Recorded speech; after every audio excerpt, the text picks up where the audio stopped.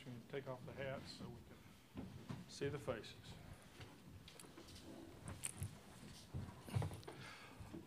Once again, if you're just in, please turn off your cell phones. We'll start with a statement from Coach Casey, the monsters of the Midway now. Yeah. Well, I just thought that we really played well defensively in the infield. Thought we made some big plays. Kind of odd that we haven't got a real quality start yet. Izzy was obviously lights out. These guys over here really produced some offense for us and got us going and feeling good. I thought we had a lot of momentum. Thought we were sharp. And, you know, we're just thankful we got another day to play. Okay, we'll open up for questions for the student athletes, and we'll start with Mike. Mike Lanana, Baseball America. Brandon, obviously you guys haven't gotten a lot of length out of your starters so far in this College World Series. When you come out there, are you thinking, okay, I'm out here for the long haul? Are you trying to go deep into this game? And what was sort of your approach today against that lineup? You just have to go inning by inning, out by out, and just keep competing out there. And as long as you can go as long as you can go. And you just have to keep battling to go as long as you can. Okay. Kyle or Trevor, whoever wants to take it. Eric Olson with the Associated Press. You guys are batting .377 here in Omaha and averaging about 11 runs a game. I guess just what accounts for just this explosive offense that you guys have had out here? Colin, you start, would you? Yeah. You know, I don't know. I mean, I don't think any of us really pay attention to stats, you know. We go out there and we want to play for each other. And, you know, I think that raises your level of play when your focus is not on yourself and it's on the team. And I think everybody feels that way. I mean, you know, the outfield wants to do it for Kwani, who's, you know, banged up right now. And, you know, our starting pitching's not throwing well, and Izzy wanted to do it for those guys. And so I don't think it's really anything crazy, you know. I mean, all of our guys have worked hard, and everybody works hard, but you got a bigger purpose and a why for what you're doing. I think your level of play goes up. Trevor. I don't think I can top what Kyle just said, so there you go. Yeah. Okay, next question for the student athletes. Yeah, Mike. Kyle, talking about bigger purpose, I know you guys have that article taped up in the dugout and about not winning the national championship last year. How much does thinking about last year and how that ended, is that on the mind for you guys, just wanting to be able to finish this off?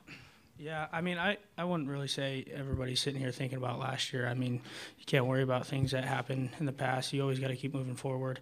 You know, it's a different team. Kay says it all the time. This team is never going to be together. It's never going to be the same team as next year. So it's a new team. It's a new season. And, I mean, obviously the goal is the same. But, you know, we got some good camaraderie on this team. And, you know, people love each other. And so I think that helps us. So. Okay, more questions for the student athletes? Yeah, Mike again, attaboy. Trevor, obviously you've been the guy a lot for this team, but with the protection you have in the lineup with Adley Rushman behind you and obviously where you on that order, you don't have to be the guy. How much confidence does that give you at the plate, just knowing who's behind you? And has that helped you this year and throughout this College World Series? Yeah, definitely. You know, it seems like whenever I don't get the job done, Rutch is right there behind me. So that gives me a lot of confidence in him, trust, everything. You know, I love the guy, and he gets me going. He picks me up. So, you know, he's huge help to not only myself but the team. Okay. Any more questions for the young men? Thank you, guys. We will see you tomorrow at a time to be determined. We'll let them clear, and then we'll have questions for Pat.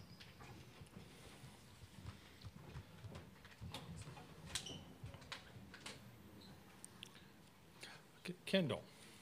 D1Baseball.com. Pat, just his last 3 games, 37 runs. From your perspective, as a hitting guy, what are you just seeing from this lineup? They're just so locked in right now. Well, you know, obviously when you're swinging the bat well, you got a lot of confidence going up and down the lineup. I think Kyle said something that's important. You know, you kind of surrender averages and you just go play the game. You know, and I think it helps. I really do. I think we got a kind of a team approach to swinging, and I'm sure a lot of guys do that as well. But I think they have a lot of trust in one another. And obviously, I've been through spells during the year when we haven't swung the bat well, and so they'd be swinging it well at the right time is certainly something I'm excited about. Ken Gill with the Oregonian. How nice was it to get that early lead and to be able to manage with that kind of an advantage? Well, it was good, and it's like I said, and it's no knock on the starting pitching. We just really haven't got a good start, and so we're kind of concerned about that. Obviously, you're pinned against the wall when you get to the losers bracket, and never would have dreamed that Izzy would have given us that much length. Never would have dreamed that Fem couldn't get us to 5, but it's just been kind of a scrap deal with the mound, and some guys have come in and done really well. I think Chamberlain's pitched well. Obviously, the other night, Mully pitched well. So we're up against it pretty good with pitching right now, and so the lead really helped. It really gave us some momentum.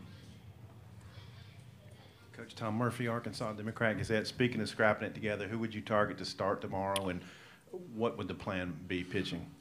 Well, we talked about that this morning in our meeting, and then we said, let's not talk about it. Let's just, seriously, let's just win. If we win, we'll talk about it. But there's a couple, Christian Chamberlain has started before. Gambrell started before. We've had a couple guys like that have started before. Obviously, we're kind of up against it a little bit here, so we might have to piece it together just to get through it.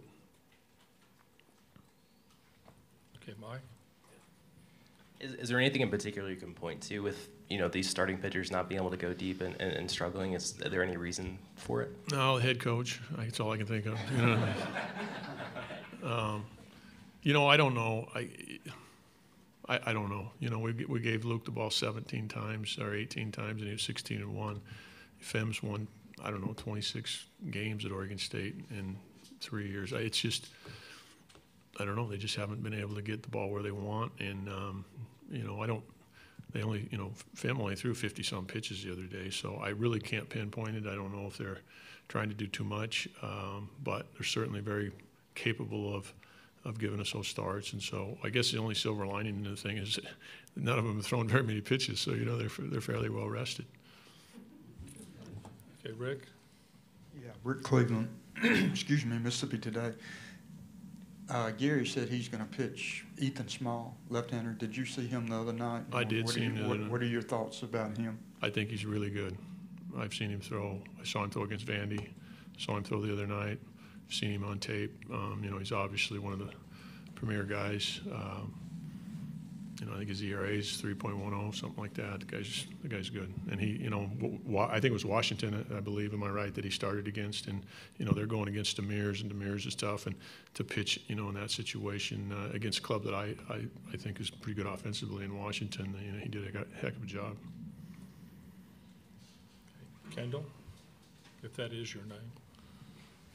Pat, the play Kyle talked about, kind of doing things that kind of take up the slack without Steven out there. Any chance at all that he can play tomorrow? Or is he still unlikely? Yeah, I hope he can play tomorrow. He was much better today than he was the other day.